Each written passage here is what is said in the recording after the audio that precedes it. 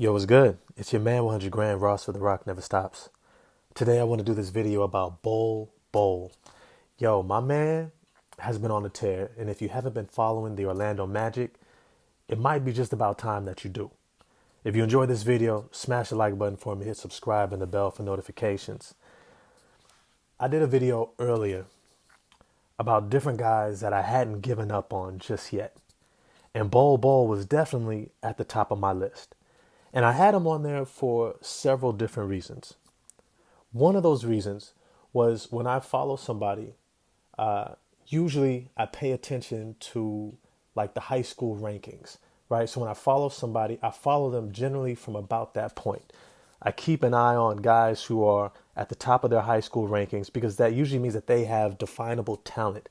They have a level of ability that's generally far and wide above everyone else. Now, there's always guys who get lost in the sauce and people don't pay attention to them and they're late bloomers.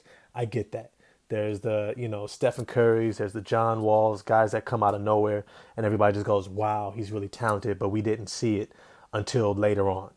Bol Bol was not one of those guys. Bol Bol was one of those guys who very early on in his high school career set himself apart from the rest of his class, being at 7'2", but having guard skills and a great knack for scoring around the rim, great body control, really worked on his game really hard. It was easily one of the best players in his class, right? And that's with Michael Porter Jr. and the rest of them. But something happened when he went to college.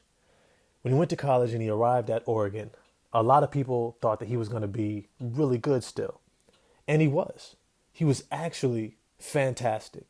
He was averaging somewhere around 20 points, 10 rebounds, a block. He was getting assists. He was putting up big time stats. But he had an injury. I believe it was the same injury that Kevin Durant had later on to his foot early in his career. And from that point on, it seemed like he just got forgotten about. And by the time that he got ready for the draft, teams, for some freak reason, I have no idea, were just scared of him, scared to touch him. Now, this wasn't a player who had had injuries in the past, who had, messed up their ACL in high school and, maybe tore something or pulled something. He had no injury history outside of this one time, right? This wasn't like a Michael Porter Jr. where they said, okay, this injury might be degenerative. It might be something that's going to linger. It's generally the type of injury that happens to bigger players, yes, but it hasn't been something that historically, especially recently, has held anybody back. Guys generally make a full recovery from this and get right back to work, right? Performing at the same level, which Kevin Durant was able to do. Other examples of this, I think, were like Zydrunas Ilgauskas, right? But he was much heavier at 7'3", right? He was somewhere around 260, 270 plus pounds. Bol Bol was coming in at 210, 215. But here's the thing, and it's awfully curious. It's awfully telling.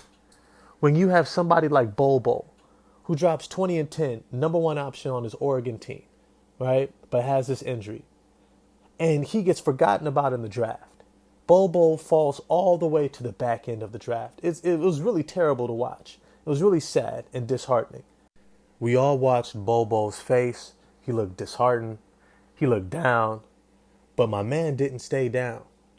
Getting drafted to the Denver Nuggets, Bol Bol was able to work on his game. And I think that it was something that's kind of special for young athletes to have the ability to do, is to get drafted to a winning team where they can watch players play at a winning level. Remember, there's a significant difference between playing, showing talent, right? Karl Anthony Towns, LaMelo Ball, and playing winning basketball that allows you to get into the playoffs and to win in the playoffs. It's completely different. You can be talented, but your talent doesn't translate to winning. And this is where Bol Bol had to do the bulk of his work throughout his early portion of his career in the first two seasons, right? When he's sitting on the bench and he's watching guys like Nikola Jokic, Michael Porter Jr., Jamal Murray, Will Barton, Monty Morris, right? He's watching these these guys like Aaron Gordon, Paul Millsap. He's watching guys that have had to hone their games and learn to be effective and work together so that they can compete at the highest level. And these lessons, Bol Bol has completely taken to heart, and you're seeing it in Orlando. Bol Bol has made the transition between deer in the headlights, everything's moving too fast, to finally the game slowing down and him learning how to apply himself intentionally throughout the game to maximize his talent. One of the things that he's doing that I want to point out off the top is he is becoming what I call a filler player. A filler player, right? I think probably the best example of this I've found in the NBA is like Josh Hart. Josh Hart is the ultimate filler player. He does everything in between that allows you to affect winning, whether it's boxing out, crashing the boards, getting a defensive or offensive rebound, making the extra pass, attacking a closeout and then kicking it back out, getting out in transition and getting a layup, or just being an extra guy that splits that defender, and now you have an advantage that somebody else is able to get the layup. Whether it's relocating as somebody penetrates in order to get the defense scrambling, he's doing a lot of the in-between things, setting great screens, backdooring, diving to the basket, right? Cutting off of a attack to the rim, right? That allows you to get a dump off opportunity. He does all those little things that allow an offense to run not just smoothly, but optimally. Bol Bol is learning to do those things. The only difference is he's doing it at 7'2" with about a 7'8", 7'9" wingspan. He's got great agility, great touch around the rim. He's extremely skilled and extremely long, and this allows him to impact the game at a higher degree. What we're seeing right now, how Bol Bol is being used, is he's somebody that he's constantly catching the defense out of place. Because of his length, because of his height, they have to have a different type of way to limit his game. Otherwise, when he's doing these filler activities, he is a complete mismatch.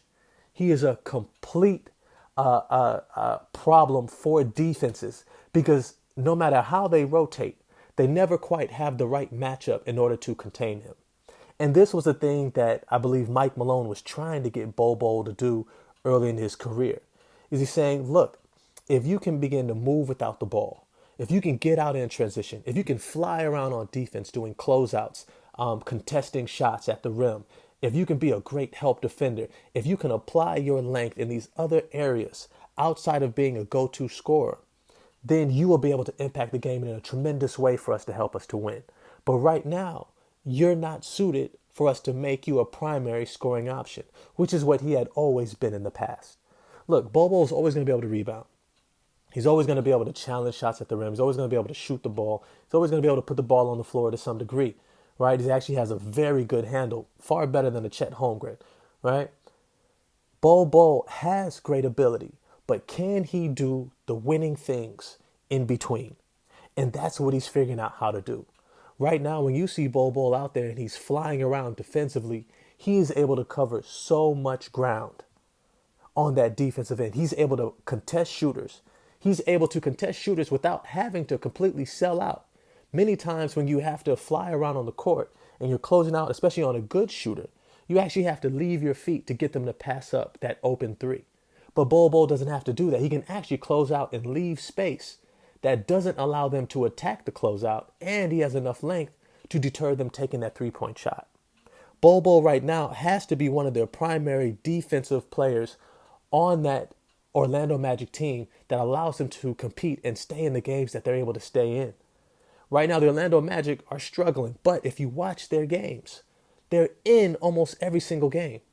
Now, of course, they have breakdowns here and there, game management and understanding where to be, when, and how to make sure that they're taking the best shots, especially down the stretches, which is where they lose a lot of close games. As they figure things out, you're still able to see that this is a team that once they figure out the mental component of it, they're going to be a scary team to have to face. Once they get somebody like Markelle Fultz back, even Cole Anthony back, who can handle more of the point guard responsibility because Jalen Suggs is not a point guard, this team is going to be that much better. And I expect that once they get a real point guard in there like a Markelle Fultz who can play make for others, you're going to see Bol Bol eat even more. Because right now, he's one of their best perimeter players.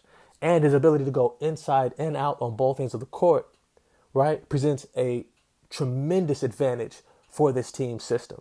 And I'm looking forward to continuing to see him develop. Now, as always, I want to know what you all think. Do you think he's going to be able to sustain this level of play throughout the rest of the season and truly have a breakout year? Or do you think he's going to fade? Let me know what you think. If you enjoyed the video, smash the like button, hit subscribe and the bell for notifications, and I'm going to holler at y'all in the comments section. Peace.